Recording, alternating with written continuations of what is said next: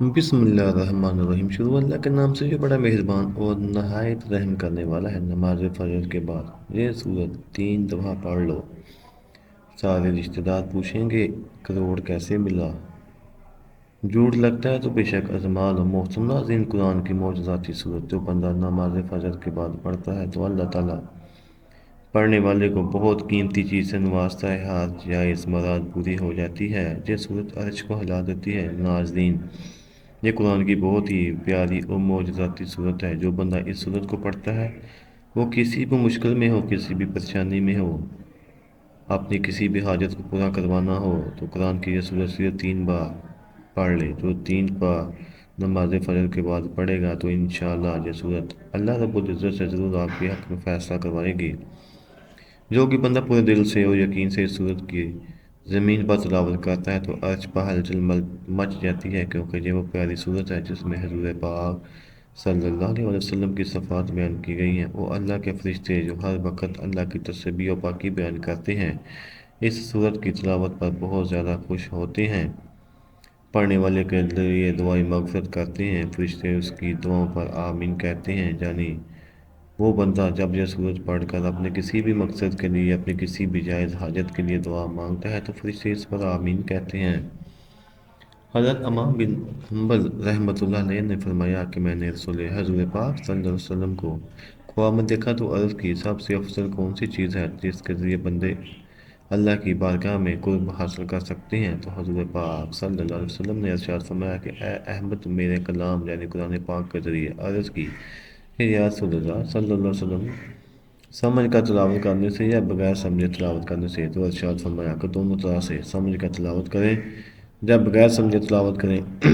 حضور نبی کریم صلی اللہ علیہ وسلم نے ارشاد فرمایا کہ جو شخص سورہ والضحیٰ کی تلاوت کرے وہ ایسے لوگوں میں سے ہوگا جن سے اللہ تعالیٰ راضی ہوگا، پھر وہ اس قابل ہو جائے گا کہ محمد مصطفیٰ صلی اللہ علیہ وسلم اس کی شفاعت کریں گے۔ اس کو حاجتین اور سوال کرنے والا مسکین کی 10 گنا نیکیاں دی جائیں گی۔ یہ قرآن کی چھوٹی سی پیاری سی سورت 30ویں پارے کی بہت ہی مختصر صورت ہے۔ سورت والضحیٰ میری پسندیدہ صورتوں میں سے ایک ہے، اور اس کے پیچھے سب سے بڑی وجہ یہ ہے کہ سورت اللہ تعالیٰ نے حضور صلی اللہ علیہ وسلم پر اس وقت نازل کی جب آپ صلی اللہ علیہ وسلم پریشانی اور کشمکش میں مبتلا تھے کہ کہیں ان کا رب ان سے ناراض تو نہیں ہو گیا، اور پھر اللہ نے ان کی اس پریشانی کو دور کرنے کے لیے بہت تسلی بخش اور محبت بھرے جوابات دیے۔ نہ تیرے رب نے تجھے چھوڑا ہے اور نہ وہ ناراض ہوا ہے۔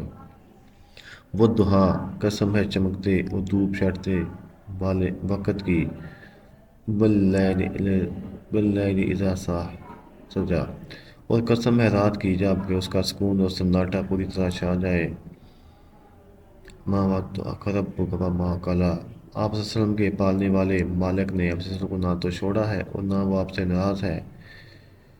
حقیقت یہ ہے کہ آپ صلی اللہ علیہ وسلم کے لیے آپ صلی اللہ علیہ وسلم کا بعد میں آنے والا زمانہ پہلے زمانے سے کہیں بہتر ہے۔ بلا شبہ آپ کا انجام آپ کے آغاز سے کہیں بہتر ہے، اور بہت جلد آپ صلی اللہ علیہ وسلم کا پالنے والا مالک آپ صلی اللہ علیہ وسلم کو اتنا کچھ عطا کرے گا کہ آپ خوش اور راضی ہو جائیں گے۔ کیا اس نے آپ کو یتیم نہیں پایا تو ابو طالب کے پاس پناہ کی جگہ دی، اور آپ صلی اللہ علیہ وسلم کو کھویا ہوا پایا تو آپ صلی اللہ علیہ وسلم کی رہنمائی کی، یعنی آپ کو ہدایت کے کام کے شروع کرنے کا طریقہ کار معلوم نہ تھا تو اس کو بتایا، اور آپ صلی اللہ علیہ وسلم کو غریب بے مال پایا تو آپ صلی اللہ علیہ وسلم کو خدیجہ علیہ السلام کے ذریعے مالدار کر دیا۔ لہذا اس کا شکرانہ یہ ہے کہ کسی یتیم پر سختی نہ کیجیے، اور جو سوال کرنے والا ہو اس کو جیز کیے نہیں، اور اپنے پالنے والے مالک کی نعمت کو بیان کر کر کے ظاہر کرتے رہیے۔ ابتدائی اسلام میں جب کہ رسول اللہ صلی اللہ علیہ وسلم مکہ مکرمہ میں تھے، چند دنوں تک اللہ تعالیٰ کی طرف سے وحی کا سلسلہ موقوف ہو گیا تو کچھ کافروں نے آپ صلی اللہ علیہ وسلم کو یہ طعنہ دینا شروع کر دیا کہ تمہارا رب تم سے ناراض ہو گیا ہے، اس لیے اب تمہارے پاس ان کی طرف سے وحی نہیں آ رہی۔